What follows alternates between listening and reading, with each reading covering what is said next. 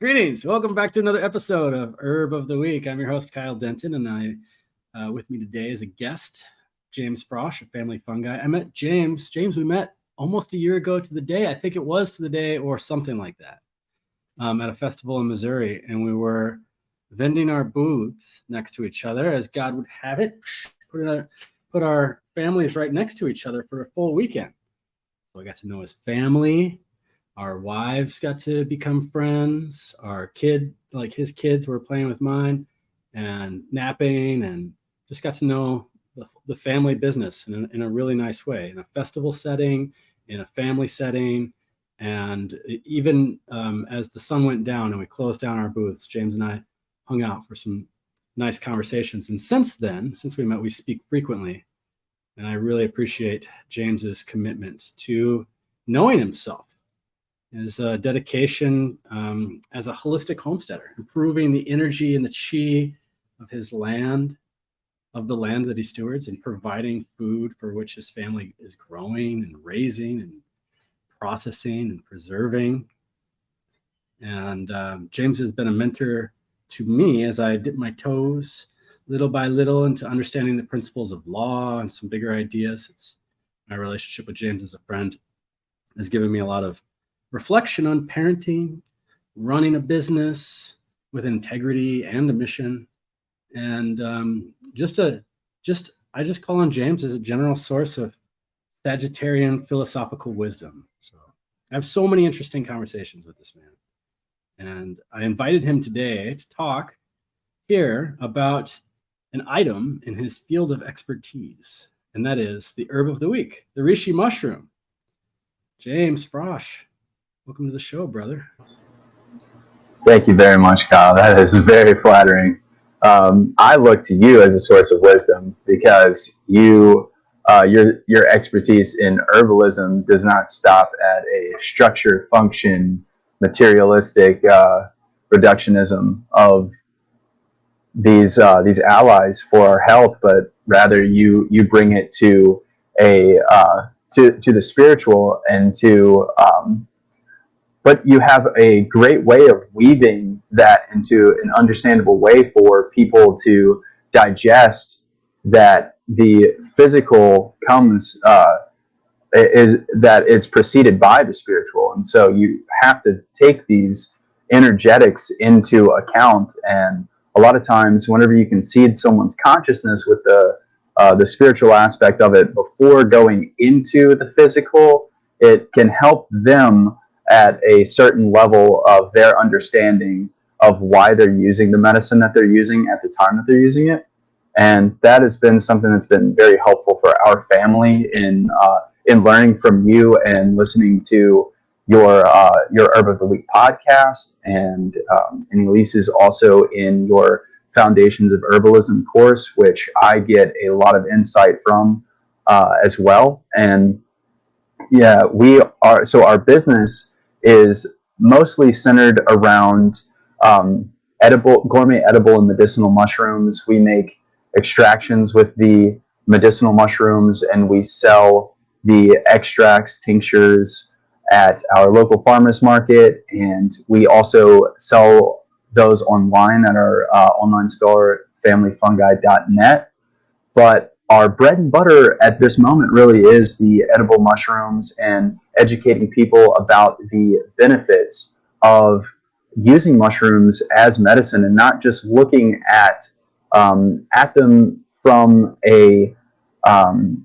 the materialistic standpoint of, oh, I'm going to take this and it's going to help me with a cold or something like that. Even though, yes, they have that function, it's important to see that whenever we're consuming fungi, they're performing the same role in our internal environment as they are performing in the ecosystem in which they exist. And they're the great alchemists of the natural world, able to break down these different wastes that are being produced organically and through our behavior and interactions with our ecosystem.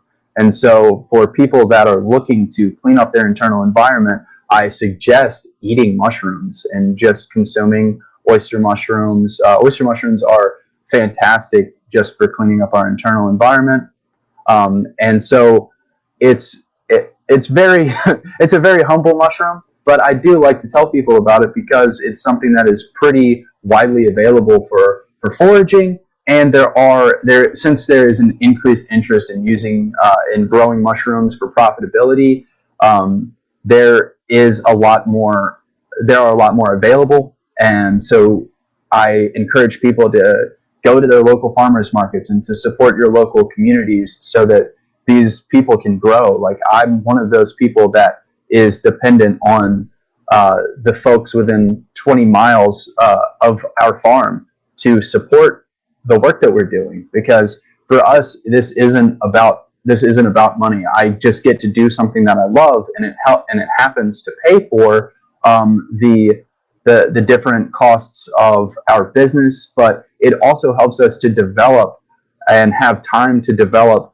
a greater impact with our land. As you were indicating, like, we have a small 2-acre property that we're managing holistically through the lens of permaculture. And so we aren't just wholesale going through this place and clearing out things that we don't like or that we find are perhaps not of immediate utility. One of the things that I like to do is I like to manage the forested area behind our property. That's part of our property, and I like to manage it so that the underbrush is being kept. We have goats, so I use the goats as our partners in cleaning up these different places.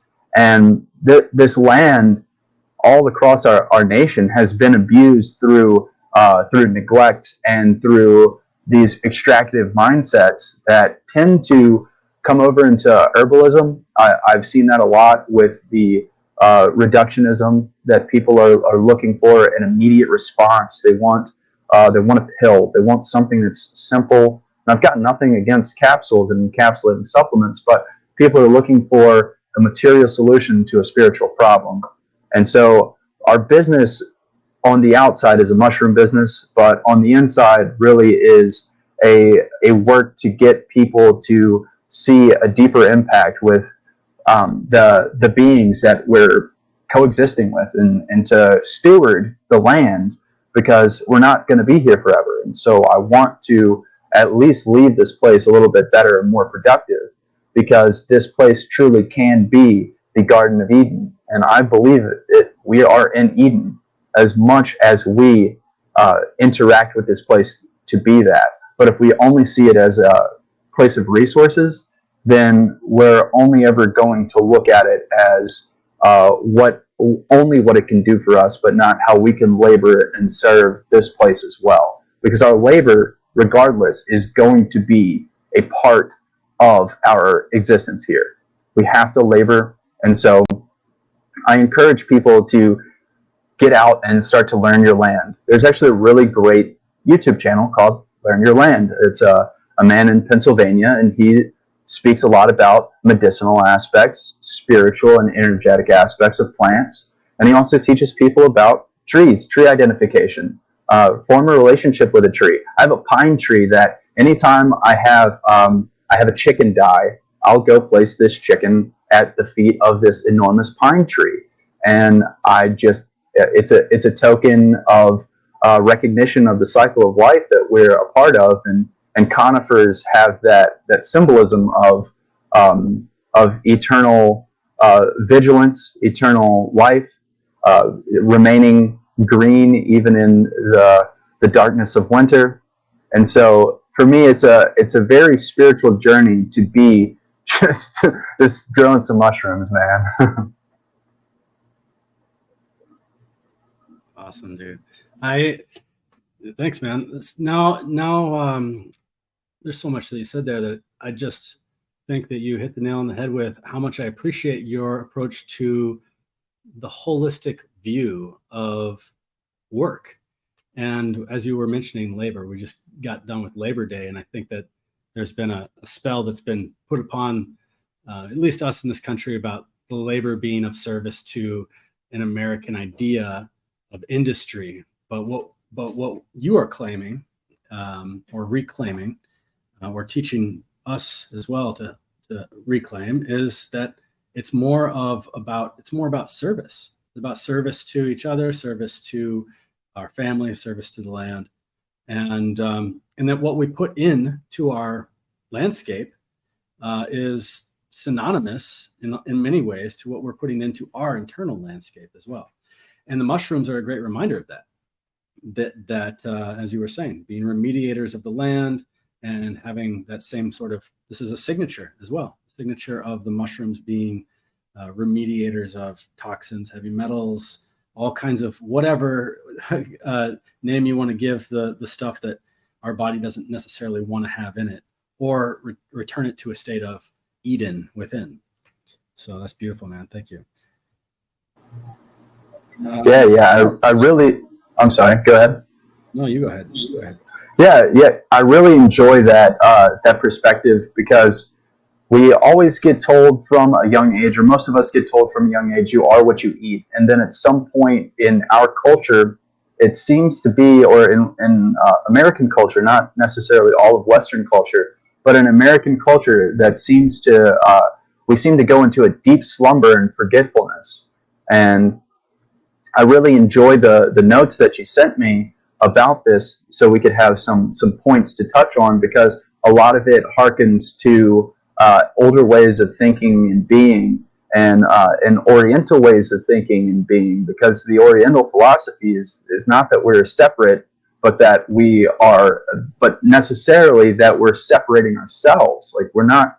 It's more of a mental trick that we played on ourselves, and we've begun to pay the price in our health and the systems of our society that are no longer serving us, and that we start serving these false ideas. And it's crucial that we have discernment whenever we're talking about service to this realm and into the place that truly nourishes us. Our bodies come from this earth, from Gaia, and it surely will return.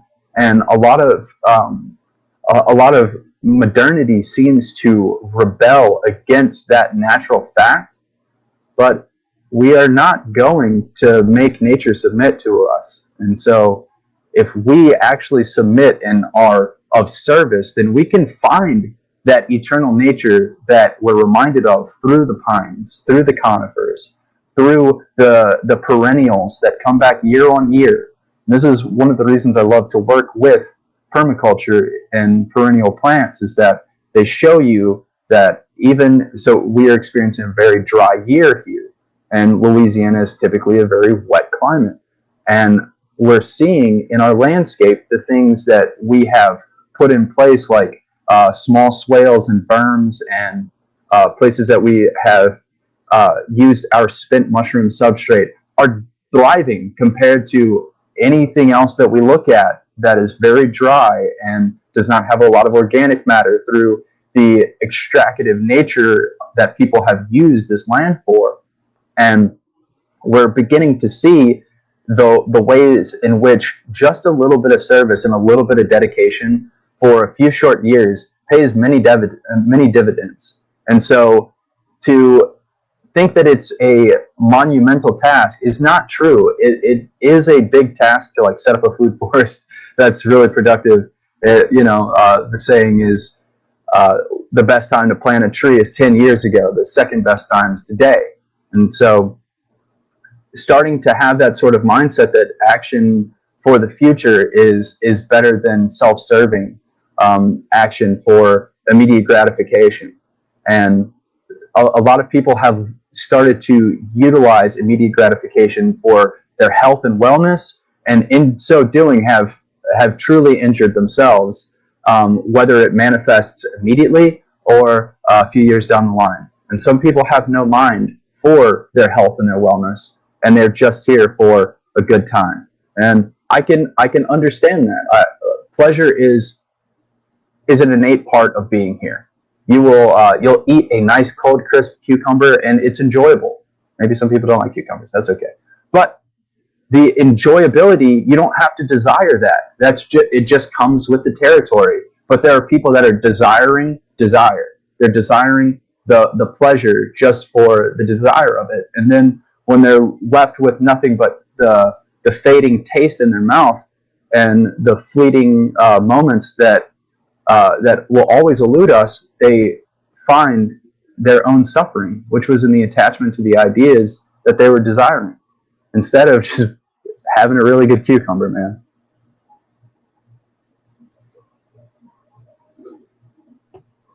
That's brilliant. Yeah, you're hitting on some points here that are inherently Eastern philosophy, and this is I think the place that we get a lot of the information from which Reishi comes from. A lot of it has come through the context of Eastern philosophy, which in my estimation, and just when I read it, it's more about, it hits the mind different. Hits the mind in a hits the mind in like a poetic and song-like way. It's more of intuitive type of information handed down, as opposed to our Western frame of thought, which is it's about geometry and philosophy and logic and reason and things like that. And I think that what I'm doing here in the sign of Virgo is presenting a lot of herbs in the context of the sign of Virgo. And I think that this is a really great way of explaining some of this, is the combination of the subconscious and song-like green language-like impressions that we have in our mind, and then therefore transmitted into the body, as well as the logical instruction, the linearity, the geometry, the precision, and merging the two in a way that is not causing conflict, tension, strife, or even duality. And so I think that the way that we can talk about Reishi mushroom moving forward, at least start with some of the context, the cultural context from the Eastern philosophy, and I think that it's just going to start to settle in and marry in with the rigid philosophical, logical ways that I have my notes presented as bullet points, So let's go from the beginning. We'll start with the name of Reishi. What does the name Reishi come from, and its botanical, or I should say, I'm going to be calling this an herb. I know it's not an herb, but it's in my herb cabinet. And so here we're talking about a mushroom, and just forgive me, mushroom nerds, including yourself and even myself, when I listen in the future, they're like, oh man, that's a fungus. But I'll just call it herbal repertoire. The Latin nomenclature of it, and just some etymology to help us understand a little bit more about how this information is passed down through green language and song. Yeah, and so I'll start with just mentioning that for a good duration of herbal history, fungi were considered toadstools, and they were typically named through their tree association or with their plant association. And so if you look at older herbal preparations, you may see toadstool of an oak tree, or a toadstool of a particular region, and they may have some descriptive aspects, but for all intents and purposes, fungi weren't recognized as being separate from the plant kingdom. They were seen as being something emergent from the plants, and so they were often associated as being an herb before being more well defined, which again comes through our Western logical and reasoning mind, which has its place. Like, for instance, the reason that reishi and most fungi grow in, or most fungi that we're seeking to use for a majority of our medicines, they're typically saproprobes or saprophytes. They're eating woody debris, whether they're a primary decomposer eating the freshest wood possible, or further down the line they're eating something that is some woody material that's decomposing in the soil. reishi is a primary decomposer for most of its life, and it can still be on partially decayed roots of a tree that it had been growing on. But you're going to find these in the forest. You're hardly going to find reishi or Ganoderma species in a grassland.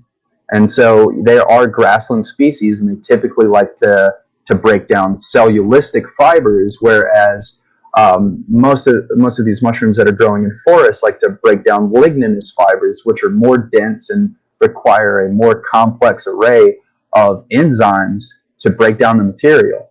And it is through our consumption of these fruit bodies of these mushrooms that we're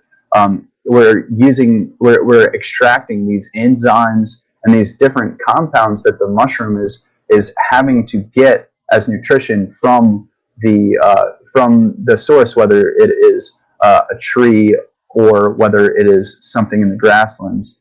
And so the orderliness of it is understanding that you're going to find them only in some place, and that's the reasonable way to categorize them. But in our categorization of many things in life, we end up removing something from it, something godly, something spiritual, and we tend to forget the history and the stories that were very fun. Like I really do wish I had some fun stories about this mushroom that someone's grandmother would tell them. But for all intents and purposes, with my Western mind, it's lost to history.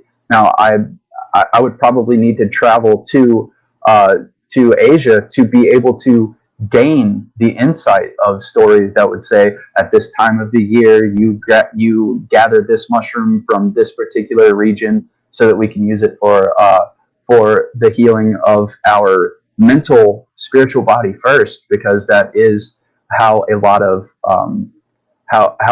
that culture tends to view any sort of physical illness, is that it's been preceded through that spiritual lens first.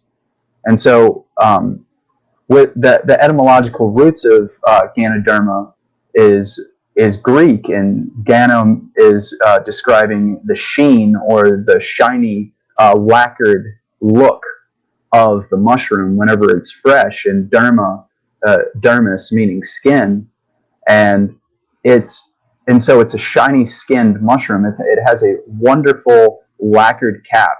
Even if it's been kind of dry outside, you can still see it looks almost moist. It looks like a very pleasing mushroom. I can't describe very well how exciting it is to find this mushroom, because it's mystifying. You see it, and if it's still slightly immature, it has a red center to a yellowish orange, all the way out to a white margin while it's still growing. And it grows in these concentric rings from red to yellow orange to white. And if you were to come upon this mushroom, it looks like this mushroom does not mean you any harm. It looks like a repository of medicine. This mushroom is one of the reasons why I am doing this with my life. I grow a lot of reishi each year. I use it in our extracts, and I use it for medicine myself as I'm drinking a cup of tea. The Chinese name for reishi is lingqi, and the Japanese is reishi, and lingqi, it means the mushroom of immortality, and it got the name not because you're going to live forever, but because it is it's attributable to so many different diseases in ourselves, and it's a wonderful mushroom for serving to bring a state of calmness and centeredness back to a very busy mind. And so whenever I see this mushroom in the wild, they're typically occurring on hardwood trees, but they also can associate with some conifers. There is some research that says not to use the ones that associate with conifers, and there's some historied use that says that you should look for ones that associate with conifers. So there's kind of there's a bit of a juxtaposition between historical usage versus modern modern scientific studies. And so I would say use your due diligence, but to start to explore these fungi as allies for our health, especially this mushroom, is going to bring about a lot of calmness and centeredness in your life. And anytime that you stumble upon it, it's just a marvel. Like, you can sit there with this mushroom, and if you're attuned enough to hear it, you can hear it speaking to you about its life and why it's here for you at that moment.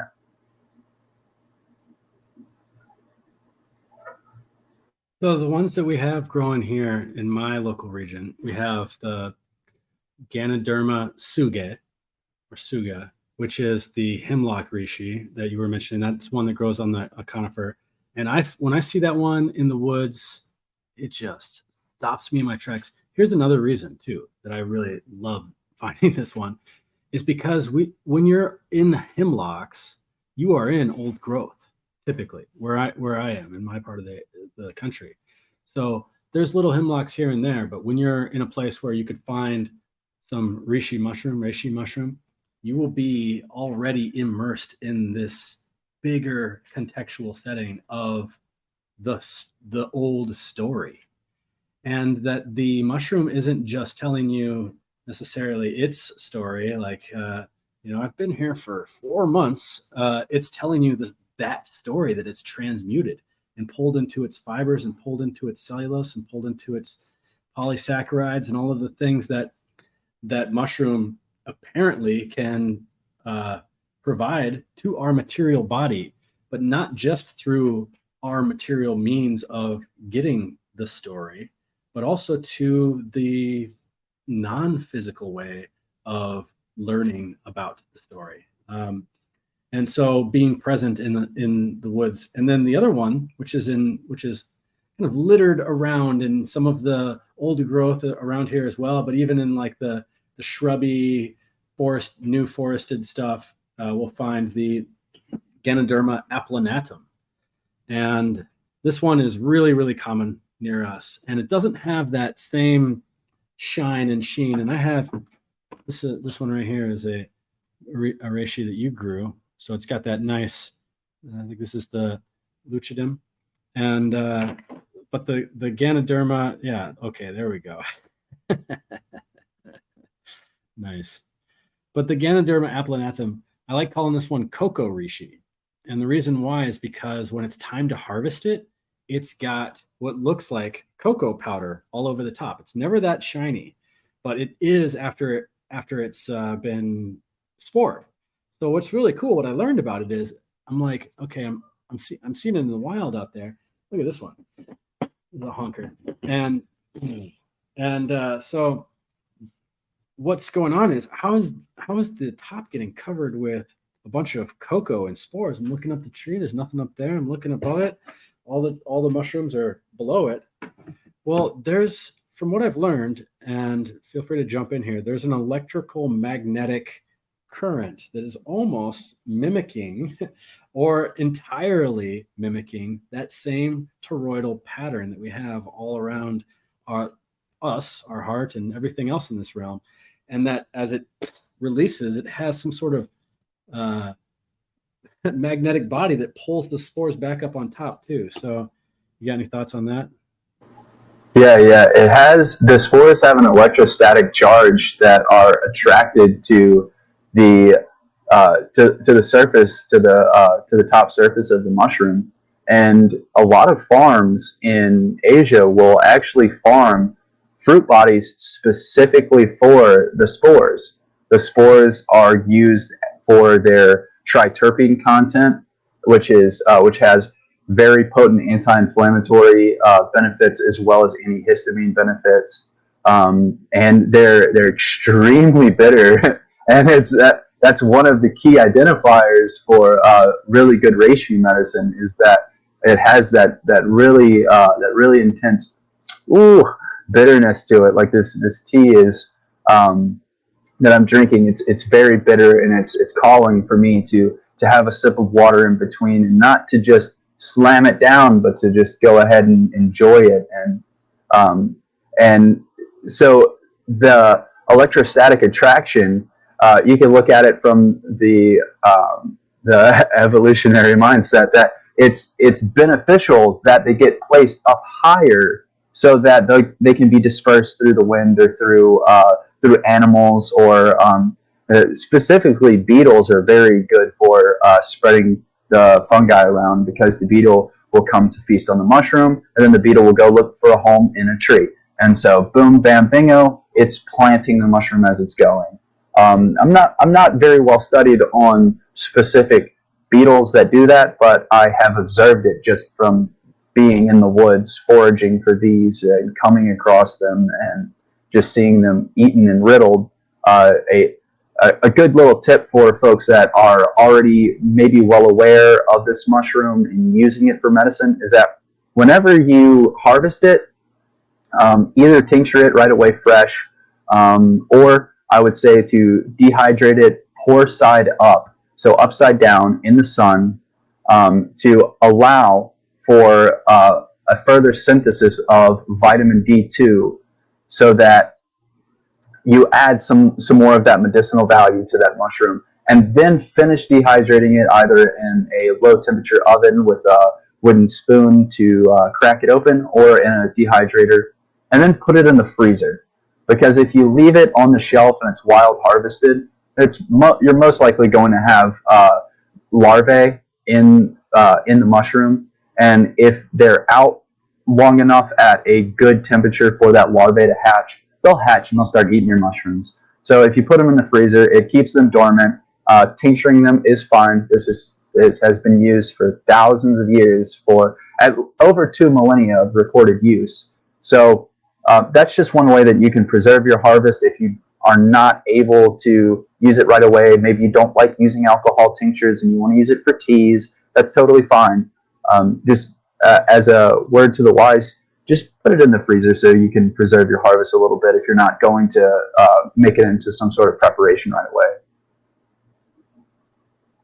Yeah, the thing about, and you know this as a homesteader too, it's not just about, going out and fishing and catching the fish. You got to process. There's a lot of processing to do. If you're catching a lot of panfish, you got a lot of processing to do. And when it comes to harvesting plants or harvesting mushrooms, in particular mushrooms, you got a lot of processing to do. So one of the things that I was just thinking about as you were mentioning that, putting it at the gill side up to synthesize some of that vitamin D2, which is actually maybe more appropriately called hormone D2. And this is a biological form of D2. And then it synthesizes into our body into vitamin D3, which is that usable light source, I guess, if you will. In much in the same way that we get that vitamin D3 on our skin through our eyes. And it's actually beneficial for us when it comes in from nature, as opposed to like a bottle that is labeled vitamins, but is actually like a bottle that is hormones, and actually might have a different effect from what you might expect a vitamin D to do. But the thing that is coming to my mind about that is the story that's encoded that we do, us pagan northern folk do every year. We put a Christmas tree in our shop or something like that, hanging up a Christmas tree, and why are we doing this? I don't know, just put up a tree for everlasting light or something. I guess it has something to do with Jesus. And these are the questions I was asking myself when I was young. Of course, I know a little bit more about it now, but the ornaments that are really popular are like Amanita mushroom ornaments, and that story goes back to the shaman of northern Siberia and places like that, where there isn't a lot of light, at least for certain portions of the year. Other portions of the year is all light, and able to preserve the vitamin D or the light by hanging these Amanita muscaria and other wild mushrooms on the branches. And then you can even see animals doing this too. They store, like, animals like squirrels storing their mushrooms up in the branches of the trees and things like that too. And then going back real quick to make one last point about this applanatum, the Ganoderma applanatum. It's called artist conch as well. And I mean, that's a really cool name too, artist conch. It's very hard. And this is a mushroom that's extremely difficult to process. And so I'm going to ask you about your processing methods here. Here's mine. I'll tell you in a second, but first I want to say the artist conch is cool because we're going back to the idea about the story and the mushroom telling the story and its tale. Well, in the sign of Virgo is to me is the most likely to be associated with literature. It is ruled by Mercury and it is an earth sign. So we are taking ideas that are inspiration and putting them onto material, as in like ink on paper, or as in like telling our story of walking by an artist conch and just taking your keys or your knife and scribbling something in. I've seen some beautiful designs where people, because every time you score it, it leaves a little bruise that will eventually harden into place. It's almost like carving wood or wood cutting. And not only that, but they make a really nice blank palette. So this wasn't done in that manner, but this is a painting that one of my friends made and glossed it over. This is the same mushroom. It was just glossed over with like a resin. And so this is a really nice little decorative idea for your own story. And so I'm going to bring you back in here, James. Yeah, that is beautiful. So I'm going to tell you about. Actually, one second here. I'm going to tell you about my harvesting process. I grab the mushrooms with reverence, being tapped into the situation, feeling really good about it, knowing in my mind the clock is ticking. Just like if I'm casting a line and I'm catching fish, that I got to put them in the freezer or something. I got to do something before I take all of this back, and it's going to spoil or it's just going to petrify, as you can hear. All right, this is like wood. It's really hard. So when I am processing my reishi, I have just a big old piece of wood that I set down. I sit cross-legged on my lawn, and I have a hatchet, and I just go to town on this, and I let these chunks get to about the size of that or so, which are a little bit more manageable for my blender or my tincturing needs when it's ready to do that. So I'm just like, I'm out there in the sun, I'm hatcheting away, and it's like chopping wood. It really is. This stuff is strong. The reishi that's growing on the suga, the hemlock reishi, that one I have been able to like take a bread knife and just and process it like that. But now that I found this hatchet method, and I'm not really concerned about equal pieces or sizes, that's the way that I do it. And then from there, I make it into some other medicine. But how would you describe your method for breaking it down and all of that?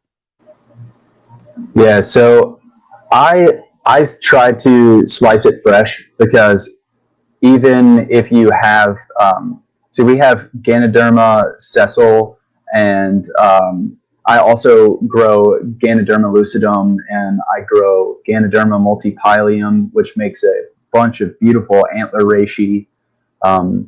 And that's sort of like, yeah, there you go, that's it.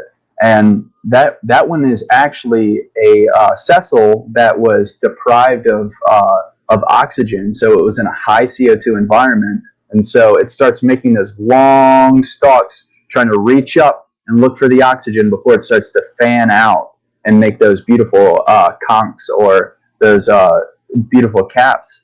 And so I look for reishi I look for it to still have a bit of that white margin, just like the background that we're seeing here. Is I like for it to have that bit of white margin still. That indicates to me that it's not fully mature, but it a lot of times has already dropped its spores.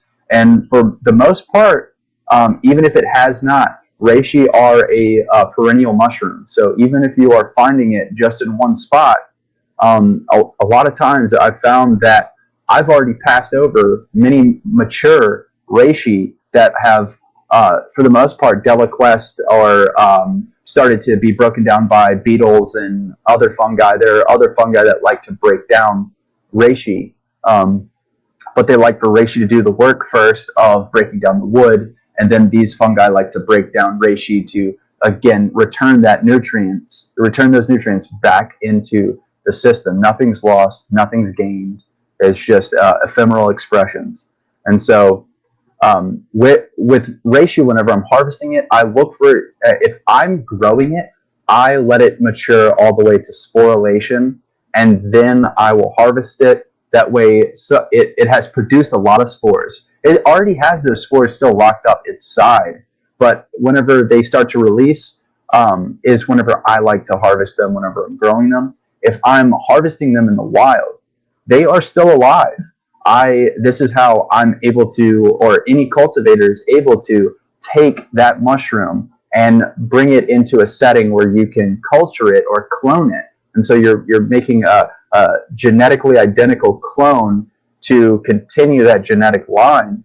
And it's a very interesting and simple process where you're just taking a piece of tissue of that mushroom, and you can either put it on cardboard, wet cardboard, wet newspaper, and the mycelium will start growing from that piece of tissue that you took.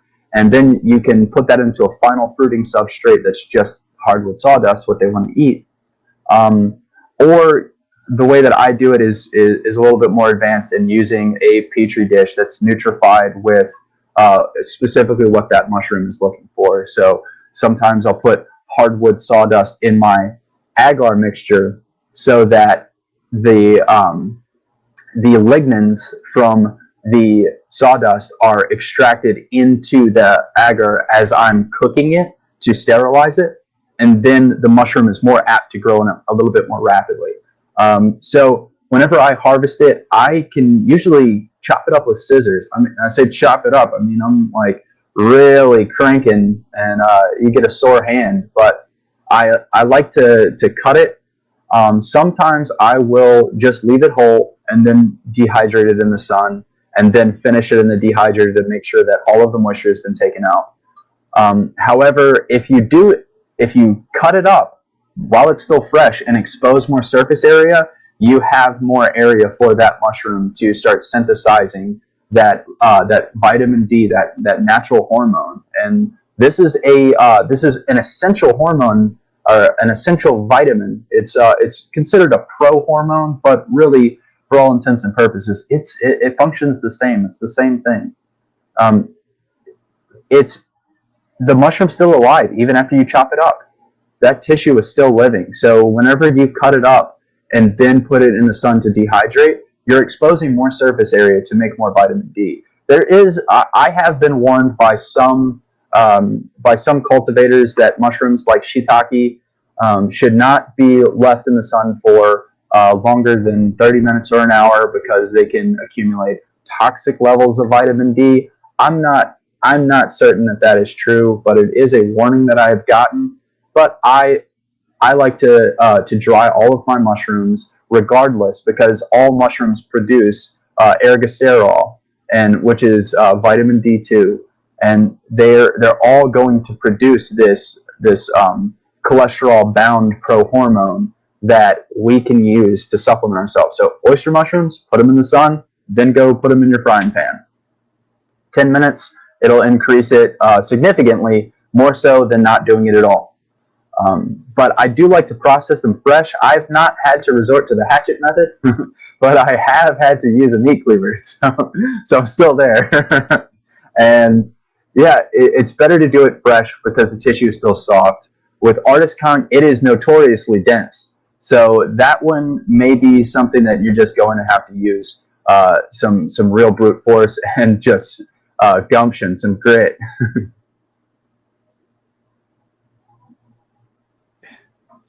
Yeah, that's what I got. I got some grit.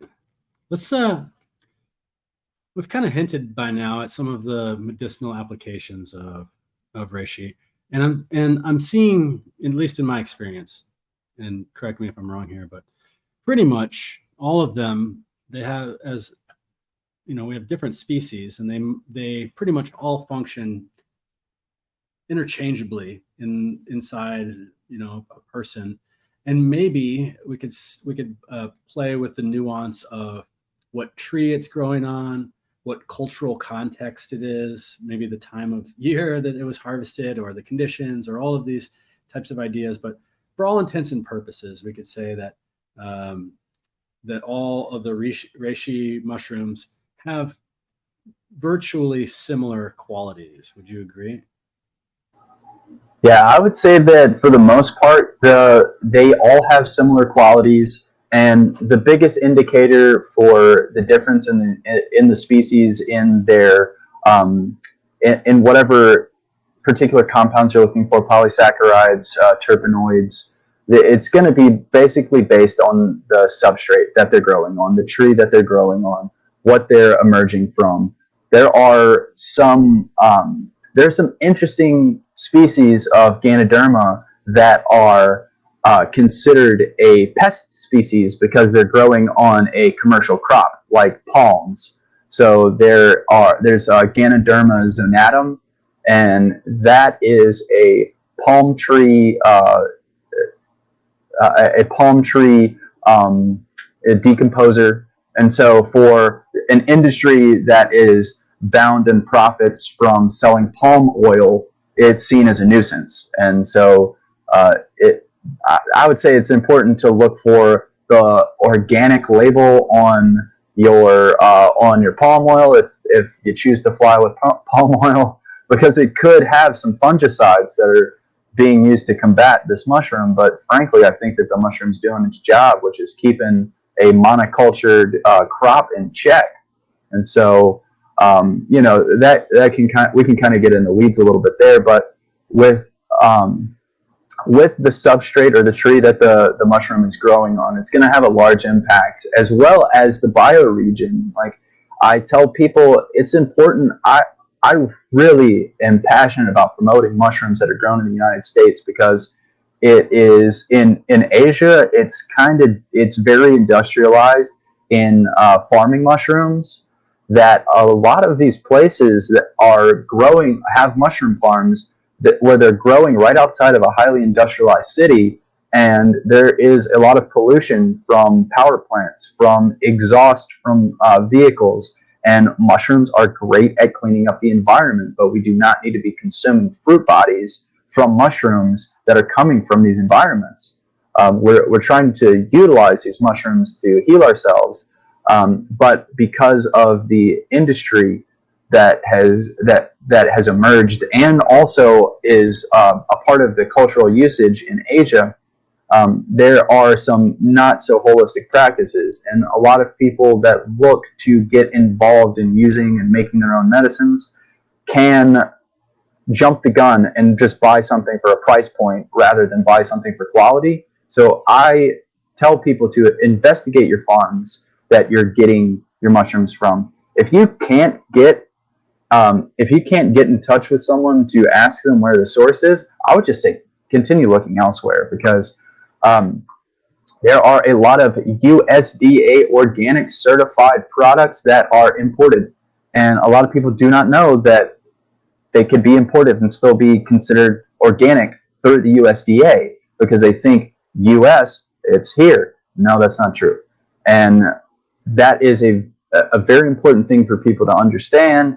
And even organic is a really touchy subject for myself, because I learned from someone in the mushroom cultivation community that you can go out of your way to pay for and jump through all the hoops of getting organically certified, and you can still get a waiver for your organic certification. It's hard to get. It's hard to get and hard to lose. So once you get the organic certification, you can get a waiver for up to 6 months on the ingredients that are going into growing your mushrooms, and you can get the waiver. You can use non-organic ingredients to grow your mushrooms and still label them organic because you already have the badge. So I do shop for things organically for myself and for my family, but I do extend that caveat so that people will learn to do their own research. I have sourced shiitake mushrooms in the past whenever I was unable to grow them myself, because they have a long incubation time of like 3 to 4 months, and they take up a lot of real estate. So we grow all of our shiitake because the place that I had been sourcing them from, I looked at a MSDS sheet, a material safety data sheet, that said that the origin was China, and it said explicitly on the page that it was the origin was the United States. But it's like, okay, the website says origin United States, the MSDS says origin is China, so I'm not going to use this. And it's one of those things that as a producer, it is very difficult to produce all of the components that go into your medicine.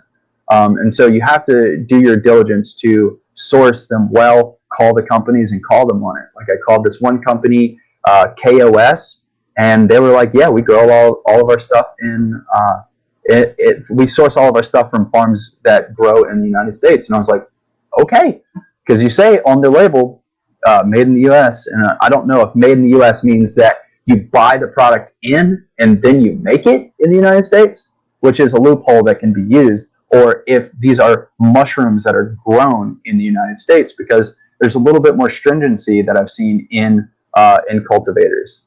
And just kind of to circle back to reishi, is this mushroom is a potent bioaccumulator. So you want to make sure that you are sourcing this from a place that is doing their due diligence in their cultivation of this mushroom. A bioaccumulator means it can remove heavy metals and toxins, or what we would label as toxins to us. It can remove those and biodegrade them, but you don't want to use a mushroom that has those things locked up in its makeup.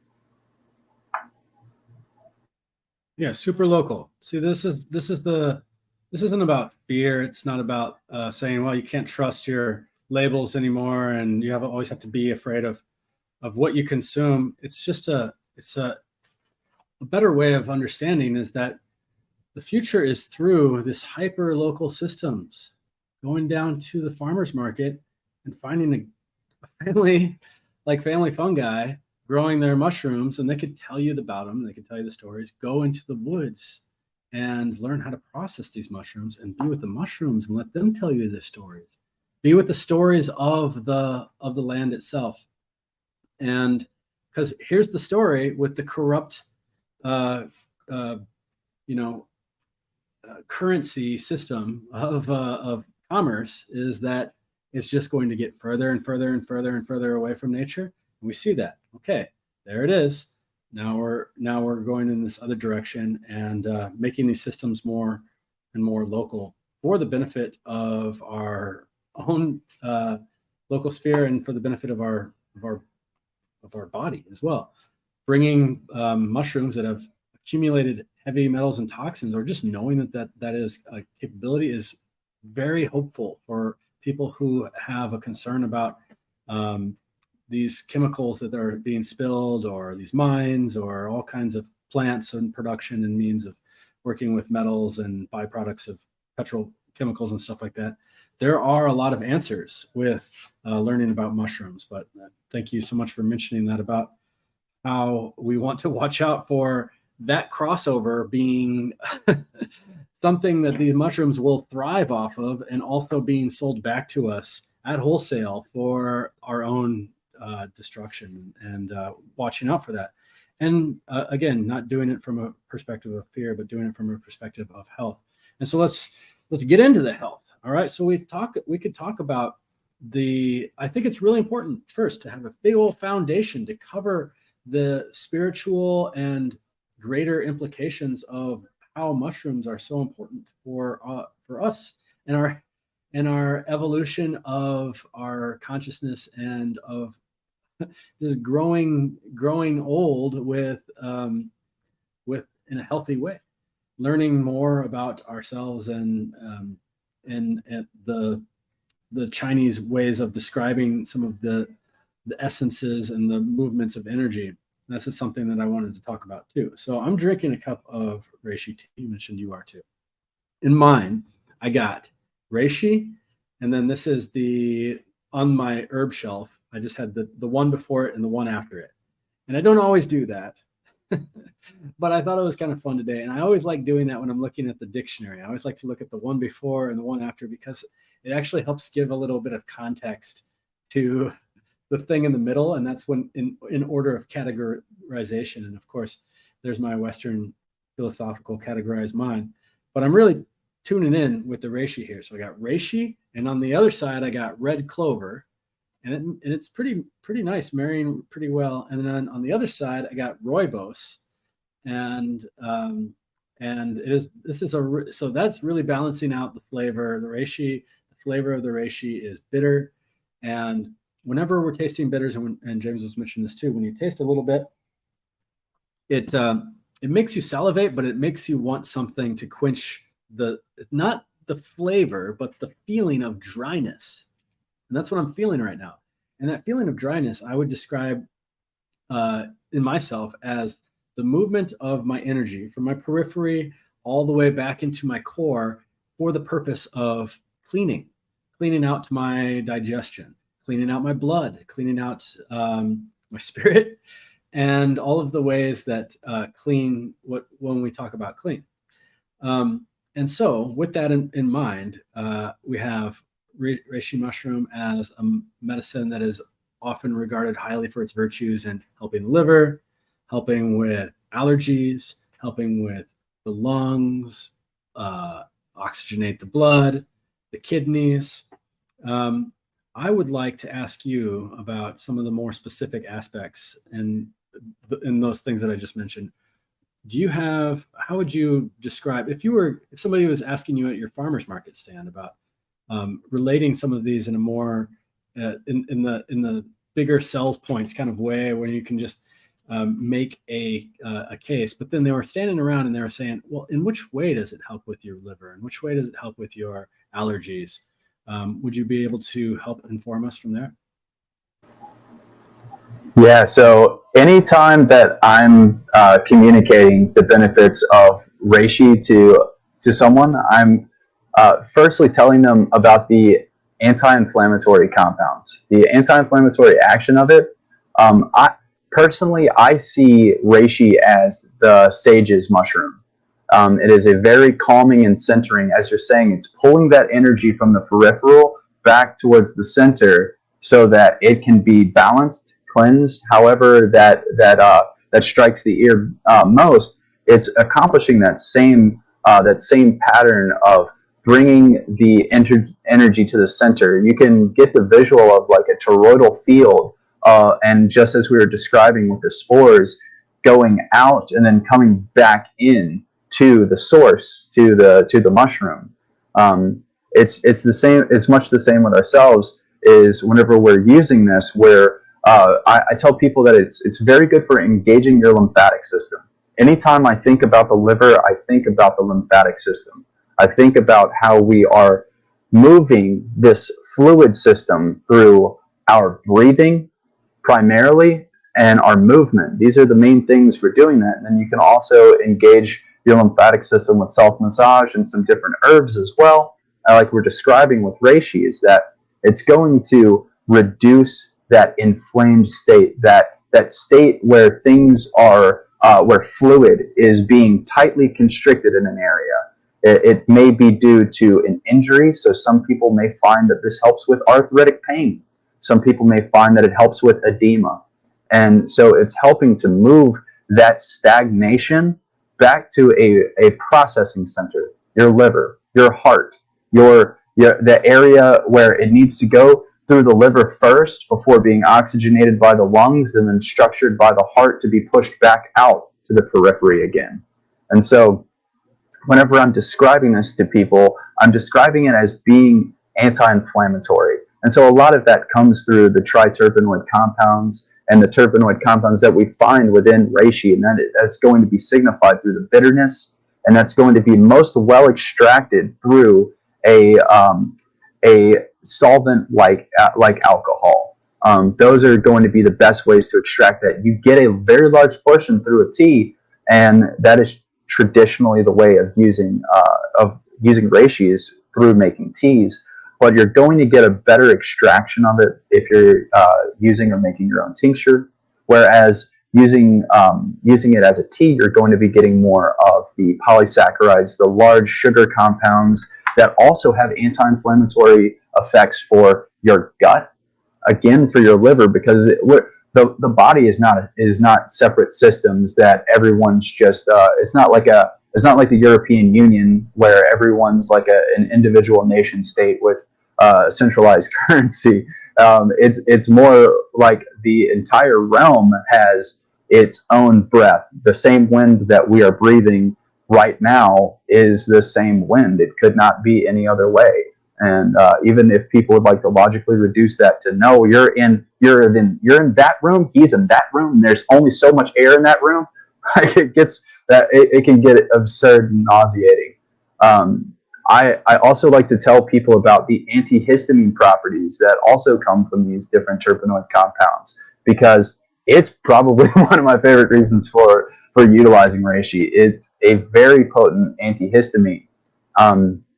Earlier this year, this is an anecdote that I've been conveying to people all year, is that spring we had a heavy pollen drop, and I start to feel sinus inflammation in my ears first. I start to feel almost clogged in my ears, and then into my frontal sinuses. And I was at the farmer's market. We're under oak trees and crepe myrtles and these trees that can drop a lot of pollen whenever they're being their most productive. And I was feeling like, can you say that again? Like I'm kind of stuffed up. And I took 3 dropperfuls of our remedy tincture, which has reishi, lion's mane, chaga, turkey tail, and shiitake in it. And man, within 10 to 15 minutes, like all of it was cleared up, and I've been telling people it's better than Benadryl. You don't get drowsy. It's non-stimulant. It's not something that's going to make you feel hyper. It's not something that's going to make you feel sleepy. Because there are contra indications with taking Benadryl. Some people get very sleepy. Some people actually get very hyper from taking diphenhydramine that's in Benadryl.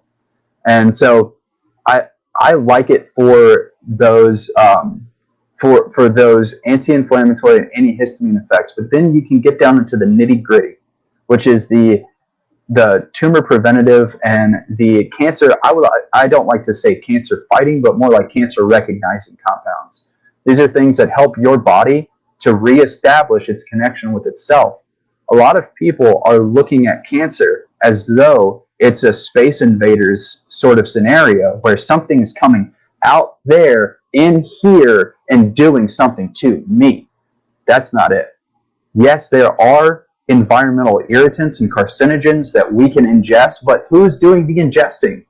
It's us. Like our problem for our health is staring back at us in the mirror every single morning. And so whenever I speak to people about cancer, I tell them it's your body. When you say that you're going to fight cancer, you're talking about fighting yourself.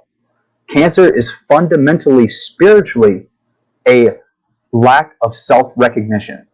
Your body is not recognizing a part of itself. And there is the problem. So a lot of times someone may have an associated trauma related to a part of the body in which they are experiencing that cancer, but it is a symptom that has a spiritual foundation. And in order to, and if you speak with people that have truly healed themselves from cancer, are in remission, and like maybe they did or did not even take the pharmaceutical route, they had a come to Jesus moment, a spiritual awakening, a godly spiritual experience that shifted their awareness and into a position of acceptance. And at that level of acceptance is fertilizing your mind's garden. It doesn't mean that there's no more weeds in the garden. And the second the warmth of spring comes, you will still have to deal with that lack of self-recognition sprouting again. But you have to be the one that's tending to that. so that you can have self-ownership of your experience. No one gets to be overweight or diabetic as an accident, or very few. And even the people that had some sort of turn of fate to become diabetic because they had an organ removed, an endocrine organ removed. At some point, we have to take responsibility for our own health and well-being and say, it was my responsibility for my health the entire time. There is no industrialized medical system that will provide for my health. It is an emergency services. And that is what it does best. But chronic ailments, our medical system has no idea what to do with it, because we are the ones that are our jailer. And whenever you are the jailer, you are in prison as much as the prisoner, because you have to make sure that that prisoner does not escape. But you volunteer yourself to be both the prisoner and the jailer. And so it's a point of recognition that we have to take on ourselves, that my health starts with what I eat, what I think, what I say, what I do. And if we can start from that area, then we can start looking at these these fungal allies and herbal allies in a different lens of trying to cure a physical ailment, but as a spiritual assistant, as someone to bring into our temple to consult with. We're consulting with these herbs. We're getting an herbal consultation every time. And so if we start to see it through that lens, then we're like, oh, wow, so you're consulting me and informing me. You have information. And so that information becomes inside myself the formation of my newly revived self. And so I feel like that is a little bit more towards the point of why we are using herbalism, because we're seeing that reducing things down to materiality ends up putting us in the hands of butchers that want to remove parts of ourselves rather than allow us to see ourselves.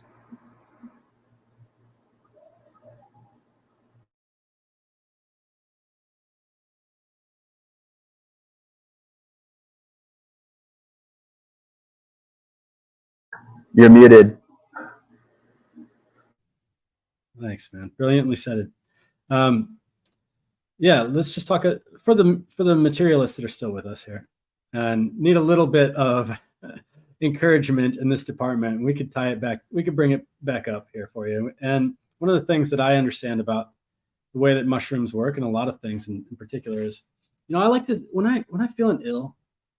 One of the things that goes through my mind is victim consciousness and accepting that as a choice. But when I'm finally getting down to it and I get to recognize where my choice is, I start to really thank my body for its intelligence. And that which is outside of my body, my astral body, that the initial intelligence of nature that recognized that don't belong there. And I just don't have the resources in my material body to get it out. So you know what I'm going to do? It's just a bunch of cats in the room. Or the squirrels got in through the window and they're knocking all the newspapers and mail off and they're pooping all over the place. You know what I'm just going to do? I don't have time. I got to get to work. I'm just going to put them in this box for now.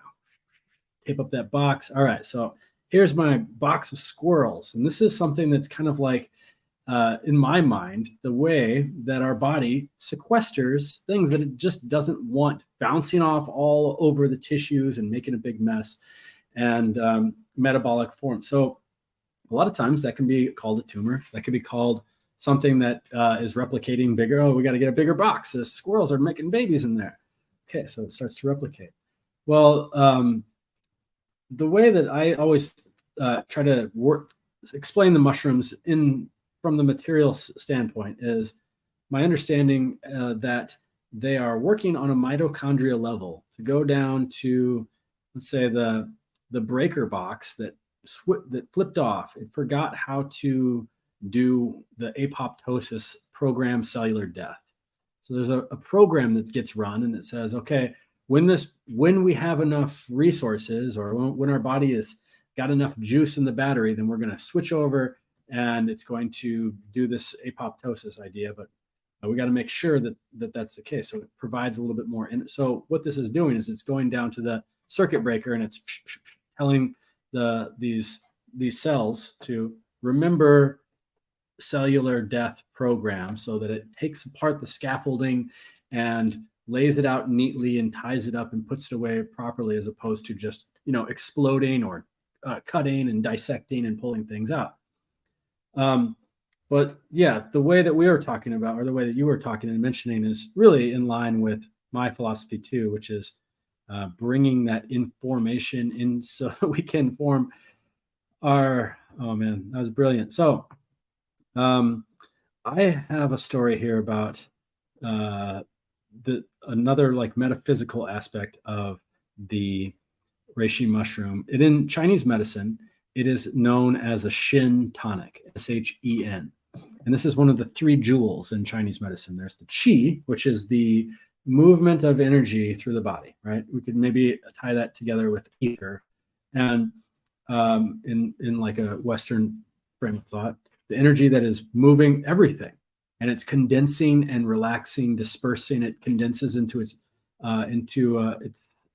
greatest essence, which is the second of, or the most dense version of the three treasures in Chinese medicine, and that's Jing, which is our essence that we're born with. We have some congenital essence. We have some essence that we can accumulate over time, and that is mostly our physical matter. And over the course of our life, that burns away.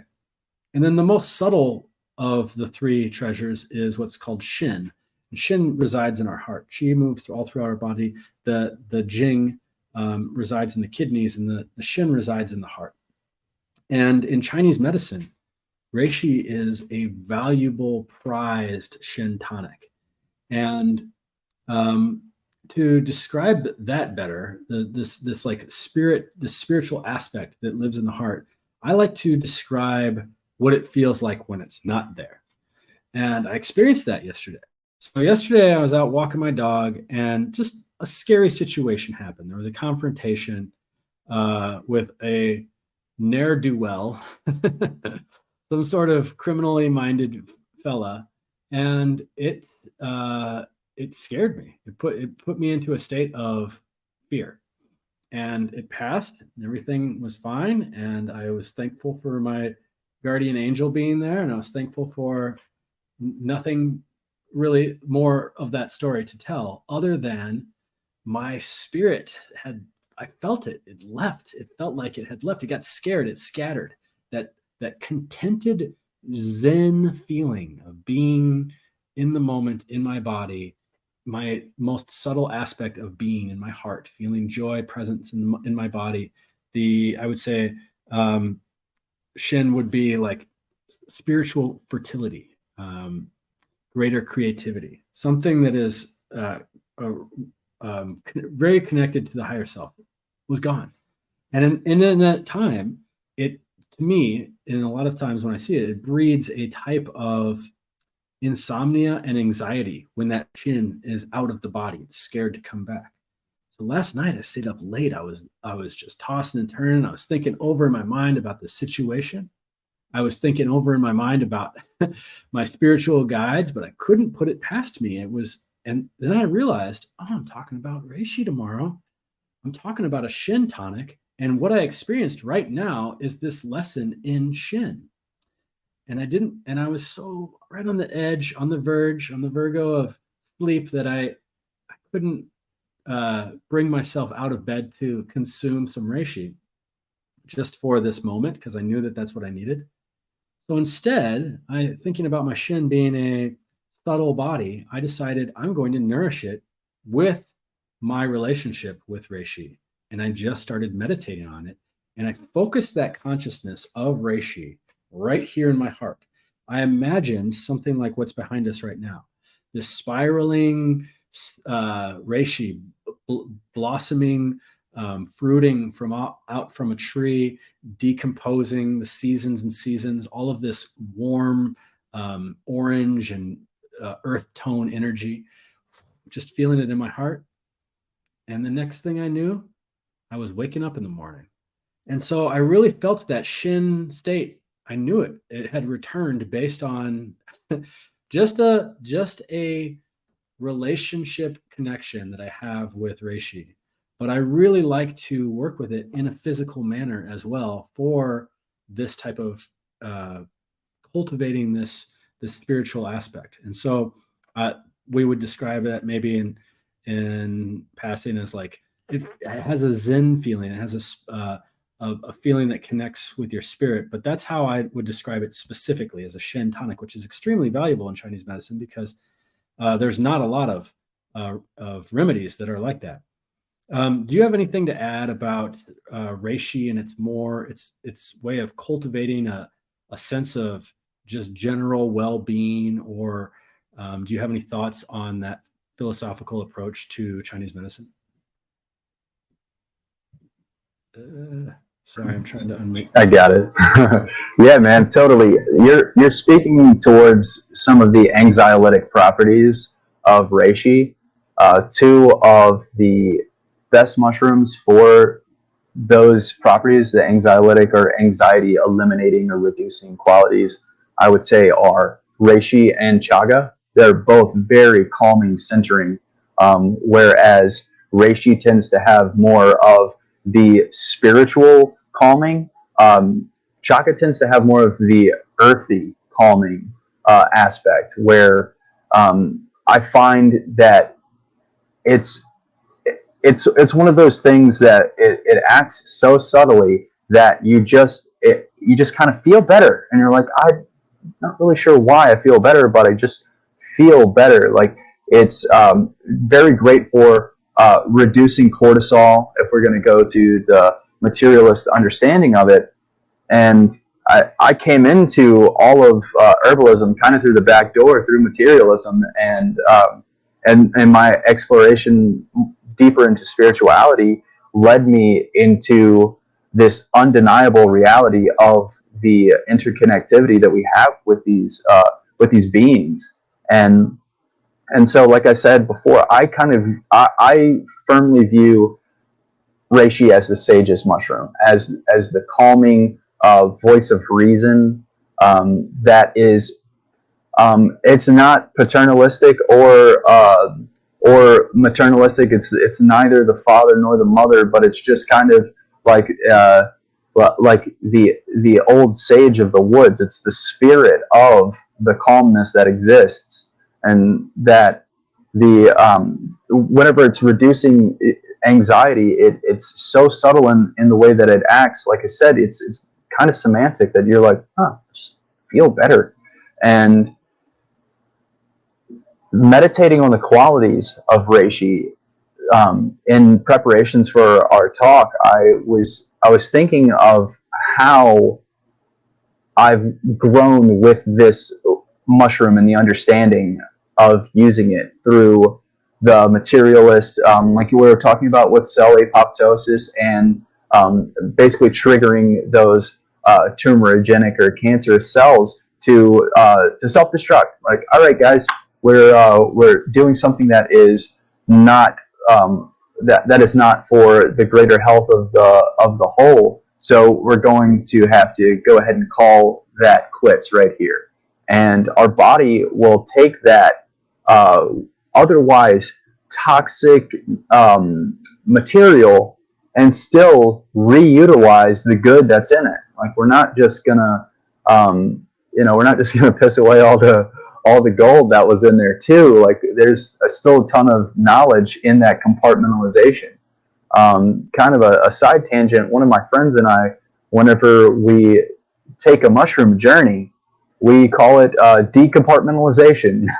It's spiritual decompartmentalization, where you are re-examining and taking account of your firmly held beliefs, and really, it's not like to undermine your beliefs so much as it is to re-examine the foundation. Are there cracks in the foundation? Was the foundation built on sand? And so we're going to have to establish a more firm foundation.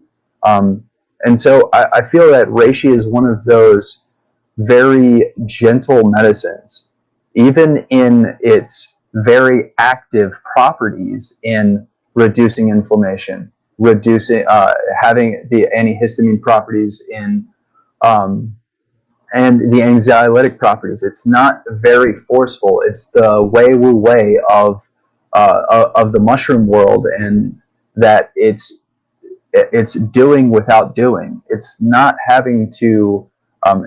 I love the way to say this is like, if you're holding a water bottle, to put it down, you don't do putting it down. You stop holding it.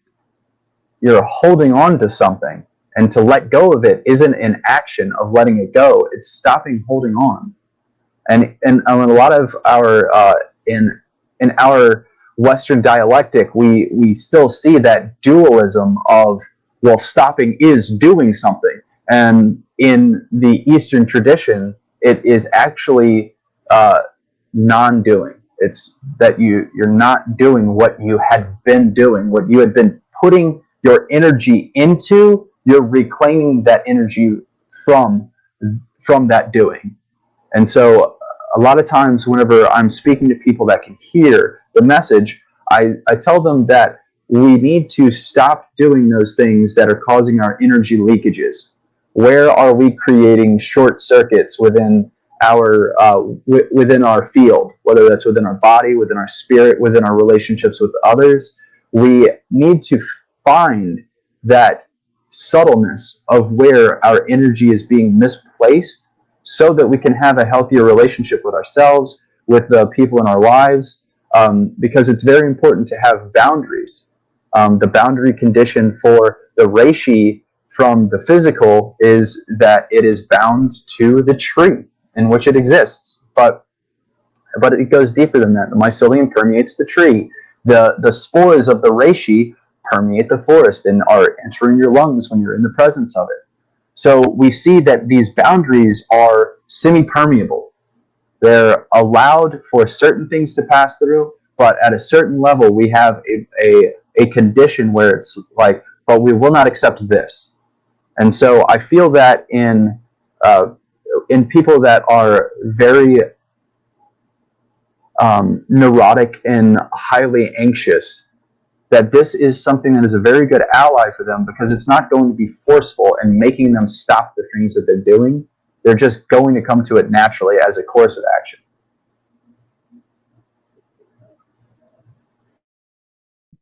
Nice. Yeah, well put. Yeah, I'm just thinking about the boundary aspect too, and how it's macrocosmically related in our body. We have our own central pillar axis, like the tree itself can be representative of the world tree, the pine tree, the ash tree, the hardwoods, the palm tree. There's world trees all around the world, and we have our own central pillar, the Sushumna, that central line that has given us that access to our creator, but at the same time has those signature like branches that come out, the fruit that we bear, like the reishi, that is that very much looks like a liver, that very much looks like lungs when they're paired next to each other like such. They like to grow in those pairs too. It'll look like a kidney. It'll look like a lot of these things that we are finding that it's really helpful for in that organ system, but also in this greater system of understanding our understanding of ourselves here. Oh, awesome! Wow. So I want to say let's wrap up here with talking about some mushroom medicine ways of making this into medicine. We've talked about tinctures, but maybe we can get just a little bit more specific. We don't have to get into a super detailed lesson on it, but I would like to know, are we when you say tincture, the difference between that and maybe a regular medicinal tincture that you would make with, say, like lavender or something like that.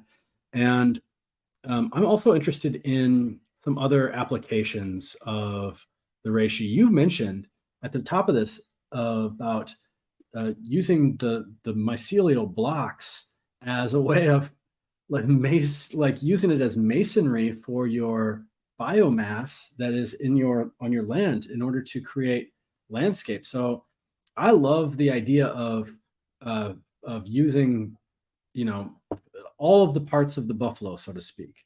And I've been seeing examples of people who are making patterns in which they're letting their grow blocks grow into, and then they use them for textiles. They'll make a jacket or a type of leather or something like that is made out of reishi. And so let's first talk about some of the medicines, and then just go ahead with some other applications that you find in the mycelial world, and some things that are exciting coming down the pipeline, maybe for you or maybe for other growers and producers out there. Yeah, so with medicines, I encourage people to keep it simple. It doesn't have to be something super complex, even though at our facility we do kind of use we use more complex extraction methods. One of my favorite is the sock slit apparatus, which is very good for penetrating the mushroom material to thoroughly extract all of the compounds that we're looking for, depending on the solvent that we're using. So with the sock slit, it's a closed circuit extraction where there's a boiling flask at the bottom that evaporates the solvent, and then it condenses and drips over the mushroom matter, fills up and steeps, and then it siphons back down to the bottom. And each time it's siphoning, it's making a more concentrated solution in the bottom flask that eventually is going to be the extraction. And so we can use alcohol for the water insoluble, or the portions that will not dissolve in water. We use alcohol as the solvent, and then we use water for the water soluble, or the things that will dissolve in water. And so some of the compounds are soluble in water at certain temperatures, and some are completely insoluble in water. And so even though you make a tea with it, you still have a lot of the medicinal value locked up in that mushroom. You can then dehydrate and blend that mushroom after you have made your tea, and you can include that into another extraction, or you can bake with it. From that point, you can use it in something like an oxymel, and changing the pH with making an oxymel, you're lowering the pH through using vinegar and honey, and they have a acidic pH. And in lowering the pH from a 7, which is where water sits at, to around a 5, sometimes it'll sit more at like a 5.5 to a 6, but you can get it much more acidic than that depending on the concentration of your solution. It's essentially just using apple cider vinegar and honey, and putting your already brewed tea into a small solution of this honey and apple cider vinegar to continue to extract some of those medicinal compounds. And you can even do that before you make your tea. You can make this extraction with I like to use a 2-to-1 vinegar to honey. If you do too much honey, then it takes a little bit longer, because there's not as much turbidity and activity in the solution, unless you're constantly shaking it up, which I do with some things. And depending on how runny your honey is, it depends on the bees, the time of year, all of this, and your bioregion. I get honey from a local guy, and right now it's super thick, and I think it's because of our very dry summer that we've had. It's typically very smooth and runny at room temperature, but right now it's very thick. So those are some simple at-home ways that you can really dial in some of your extractions that are very simple. It doesn't have to be some complex system of glassware and a cooling system for your condenser coil and all this stuff. You don't have to have all that. You can make a higher proof alcohol whenever you're making a tincture is very good for extracting those water insoluble compounds, because if you have a 100 proof alcohol Well, 50% of that alcohol is going to be water, half of it. Because if you had 200 proof, that's 100% alcohol. If you have 100 proof, that's 50% alcohol. And so, whenever alcohol and water mix, they make this type of compound called an azeotrope, and it is something that is very difficult to separate. If you tried to boil it to separate it, you have to do it under specific pressure conditions, or you're going to just boil out alcohol and water at the same time. So it's a very interesting thing, and you could distill it to get it, but you're going to end up with a very diluted final product that's mostly just going to be alcohol. So that's why with the closed loop system of the sock slit, you're recapturing what is being boiled, and that you're securing it in that bottom flask. But I would say to use something around 100 proof. If you're making tinctures at home, that's totally fine. If you're able to get something higher proof, like 180 to 190 proof, you're going to have a faster extraction and a little bit more potency, but you're going to have to do your due diligence in your dilution factors so that it's not still sitting at 80 to 90% alcohol, which is very harsh to take. So I typically recommend, if you're using something like that, to do a 3-to-1 water extract to alcohol extract. That way, your final product is sitting around 38 to 40% alcohol by volume, which is much more pleasing to take, and still has a very high potency. In that water portion, you're going to basically make a super concentrated tea, and you're going to do 3 times the volume. You want your final product to be 3 times the volume of alcohol. But I like to go ahead and start off, if I'm going for a 3-to-1 extract, then I'll start with, let's say, 6 gallons of water and my mushroom material, and then I'll reduce that down to 3 gallons, and then mix that 3-to-1 with my alcohol portion. And so it can seem complex, but really it is very simple. You can do this with just a couple mason jars, and allowing your mushrooms to sit in those mason jars for around 6 to 8 weeks. You can go longer. There's nothing wrong with going longer, but the minimum mark is very important so that you are fully extracting those mushrooms. And it would be best if you're able to agitate those jars, shake them up. So you want to make sure that you have a good lid that is non-corrosive. I like to use plastic. And if you're not a fan of plastic touching your tinctures, you can separate it with a piece of parchment paper, and you can and shake it, and do a really good job to shake it around and try to get what's at the bottom to the top and what's at the top to the bottom.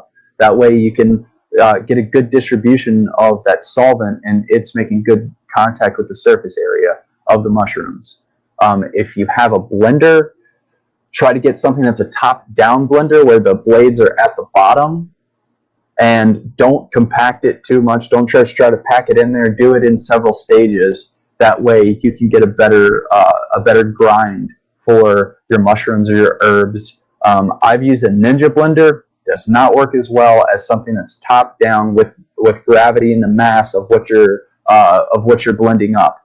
It just doesn't do a good job. Things will get stuck between the blade and the container, and it's a pain.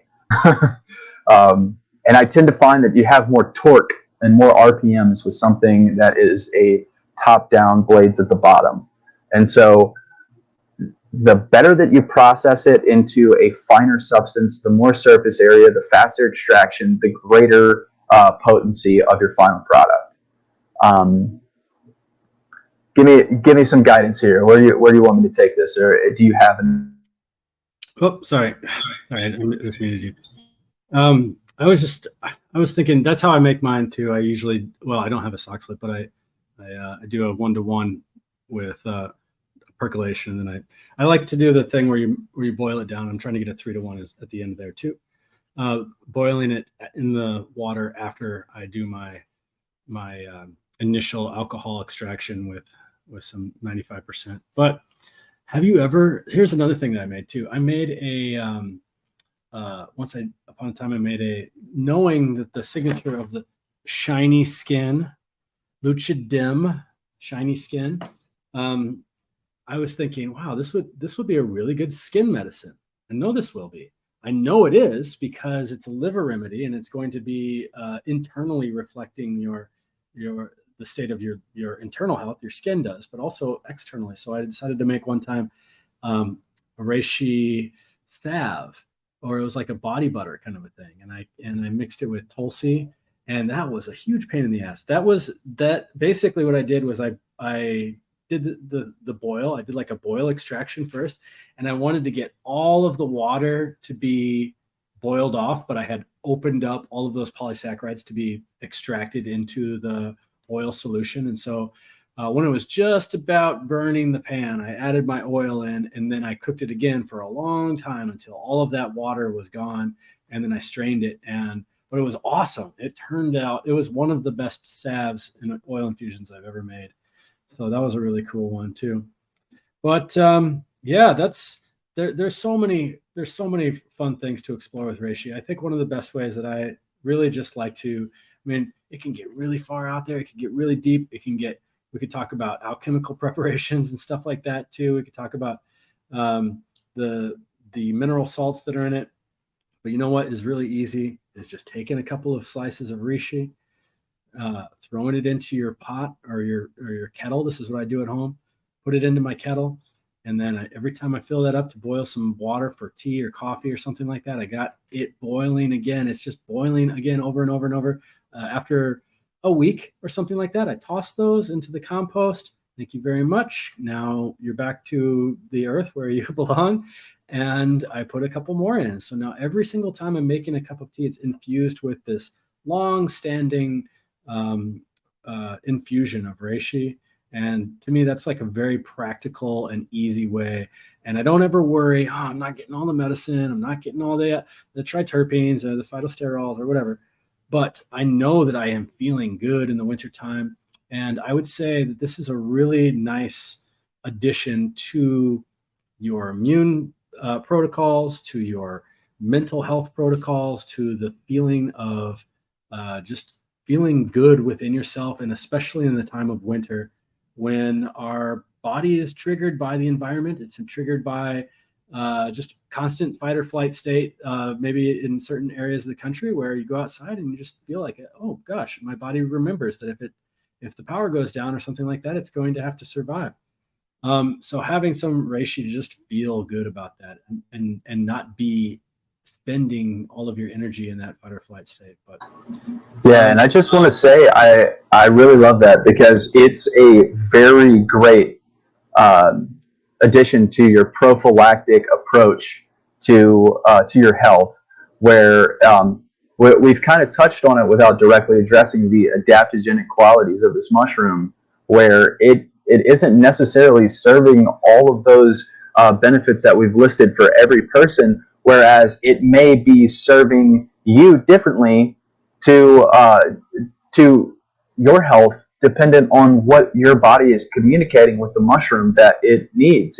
It's still going to have those anti-inflammatory effects. I don't find that those anti-inflammatory effects or antihistamine effects act as a diuretic at all. I don't really feel like it's removing too much fluid from my body or anything like that. So I do like to note that the adaptogenic qualities of it, though, are something that tends to be addressing a litany of those things, again, like we've talked about, on that subtle level.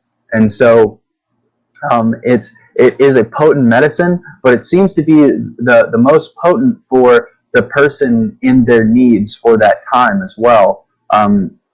One thing that I haven't really spoken about is the extended range of this mushroom from temperate forests down into the tropics. This is a widely distributed mushroom that is used for medicine pretty much all across the world. It's you can find Ganoderma species. They're a very successful fungal species or fungal family, and it's really an important thing to start looking towards these as a not just a time of the year that you found it, but as a preserving them for the time that you might need them most. Because along with our northern latitude friends like yourself, like y'all are going to experience a decrease in light, and this, like you're indicating with dressing the symbol of eternity in dressing the Christmas tree.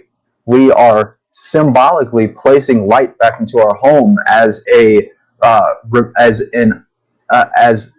a remembrance that the light will return again. And here, if you need more light, here it is preserved for you to make a tea for the serenity of your mind or the serenity of your heart, for whatever may ail you. And we would dress the tree in more than, like you said, with Amanita muscaria, with more than just this particular spiritual physical medicine. We would dress it in other things that signified, hey, if you need a little bit to lean on, this might be it for you. And I've had some terrific anecdotes specifically for Amanita muscaria of people that are getting off of Suboxone and very addictive substances, that it has helped them start to gain that serenity and lose that itch, that desire, that feeling that has to be overcome through a physical substance. And for our spiritual substance, Reishi seems to calm those waters for us. And you wanted me to touch on mycotextiles. I'll talk about that briefly. And I've seen some really interesting things where people have colonized or inoculated and colonized an entire sofa with different species of fungi, from turkey tail to oyster mushrooms. Oyster mushrooms are great at producing a litany of different enzymes, so they can break down many different types of substrates, and so they can break down polyesters. These what we think of as plastic chemicals, they're really just hydrocarbons that are that our organic bodies haven't really figured out how to use these carbohydrates, hydrocarbons, but the fungi have the enzymes for it, and give it enough time and enough exposure to the substrate, they start to figure it out and break it down. Mushrooms can break down granite. They produce different acids like oxalic acid, which they can exude onto the surface, and these are chemosynthetic organisms that use chemicals to break down the substrate and derive energy that way, whereas a heterotroph is something that's going to use something outside of itself, like lignin or something organic, as opposed to inorganic, like a rock. It doesn't have carbon in it. So our carbon-eating fellows are able to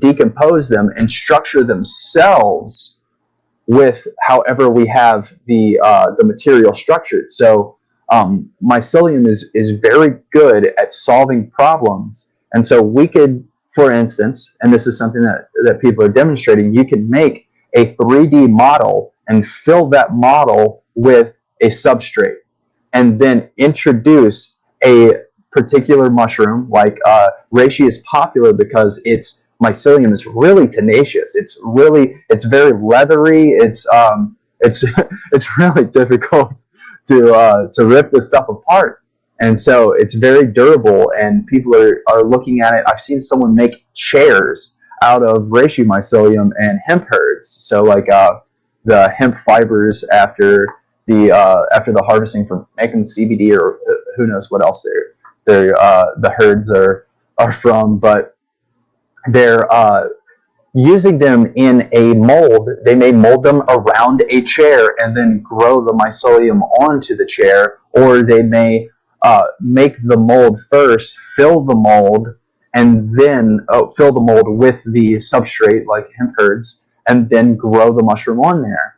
And it's interesting to see this because I see a lot of applications for making biodegradable single-use things like packaging. There's a company in the Netherlands, I believe, called Mycilia. I'm pretty sure, I don't even know if they still exist. This is something that I saw many years ago, is that they were starting to explore myco materials for packaging. And we start to see some of this with like biodegradable packaging made from bamboo. Well, you could have that bamboo also be inoculated with a fungus. They typically are going to put it in a kiln. So it's going to kill the mushroom mycelium or the fungal mycelium, but it is going to be pre-digested for some fungi or bacteria in the soil that want to eat it. And so it makes composting these packaging materials that seem to be at the apex of plastic waste or single-use packaging materials. Like you'll get something and it's wrapped in plastic, and then you unwrap that and it's individually wrapped in more plastic. And so these are different ways that we can start looking and getting inspired to make something that's biodegradable that isn't going to impact our health at such long term. Let me know if there's anything else that I missed that you wanted me to touch on. No, man, I think that's pretty good. I was just thinking about how the sky's the limit with applications like that in the right imagination, including like architecture and using organic mass to support an inorganic structural mass as well. I think it's really, really cool. And perhaps maybe something like that, a living lattice, if you will, was perhaps some of the secret to these ancient structures that nobody can really figure out. I don't know, but it's really so I would interject that it probably wouldn't be very useful structurally for things that are going to incur a very large load, but it could be more well applied in building and as an insulator, because it's a terrific insulator and it's something that would be very lightweight. And so that's something that's typically looked for whenever whenever people are designing insulative materials, is that it's lightweight and they're also pretty fire resistant. And you can even impregnate them with different resins, like natural resins that can increase their fire resistance, and different things that you can do like that. But structurally, it probably wouldn't be as good as a lot of other materials that we already have available. One thing that comes to mind is hempcrete. If we're going to be talking about hemp, is that hempcrete would have a better structural advantage and has some insulative properties. But really, if you had a bale of hay, instead of it being like a straw bale building, if it was a myceliated bale of hay, this might have better insulative and better mold and mildew resistance and better properties than just doing like straw bale buildings, which I think are really neat. But I think in most climates, especially very humid climates, they're not tenable because people end up with some water penetration into that wall cavity and end up creating a very moldy, mildewy environment. Yeah. I think the biggest lesson to take away from me is that the future of Reishi is also the past, and the deepest place to understand Reishi is also in its cultural context as well, in order to remember these lessons of the ancient forest and the ancient woods moving forward into this new terrain that we have, this new terrain that we're fitted to take care of and steward. And that includes ourselves and the land that we're upon. James, my brother, can you tell us one more time about your products and where to find Family Fungi? Yeah, so you can find us on our website at familyfungi.net. We are currently redoing a lot of our website layout to have a different direction in how we're telling the story of our products, of ourselves, and who we are. Right now, it's still looking very, very basic to where we're going with it. We're updating some of the images of our products to have a little bit more uniformity across them. We offer different tinctures. Right now, we are only offering our remedy tincture, which has, again, reishi, chaga, lion's mane, turkey tail, and shiitake. All of these mushrooms have a synergistic benefit for multiple organ systems in our body. We highlighted reishi today for this time of year and for this particular herb of the week. But all of these fungal allies are great for supporting our immunity, supporting our knowledge of ourselves and our health. And we also wholesale our reishi and lion's mane. We dehydrate it and we have those available upon request. I don't really put those on the website, but I do have fruit bodies available for those for making your own medicines. I really am.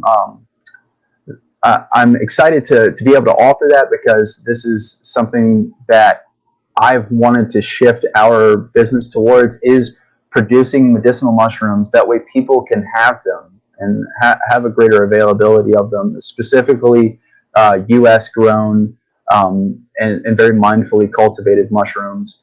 We also, I don't offer grow kits anymore unless it is at a limited basis, and I've had some difficulties with producing those and getting reliable results from people. I've produced a lot of them in the past and just had to sit on them and then fruit them myself, which kind of messed up my flow for things. So I tend to just offer those tinctures online. It's next to impossible to ship fresh mushrooms. So I tell people to go look at your local farmer's market. You're most likely have a mushroom family near you. And if you're looking for fresh lion's mane, or if you're looking for fresh oyster mushrooms or shiitakes or some other edible mushroom, that is your best way to go is to support someone locally. But if you're looking for making medicine out of lion's mane or reishi, feel free to reach out to us. We also sell powders of reishi and lion's mane. We will be releasing tinctures of just reishi, just lion's mane, just turkey tail, and cordyceps, and those are going to be just those individual mushrooms in a tincture. And if you have any questions, you can reach out to us on our website at familyfungi.net. You can also follow us on Instagram and Facebook at Family Fungi. You can see a little bit of behind the scenes of what we do here, and then see a little bit of our ethos. Again, like I said, our whole approach to what we're doing with stewarding this land that we're on is through the lens of permaculture and trying to leave this place regenerated from what it was, because it was just a grassy field, and now it is full of willows and mulberries and plums and blackberries, and it's a very productive land that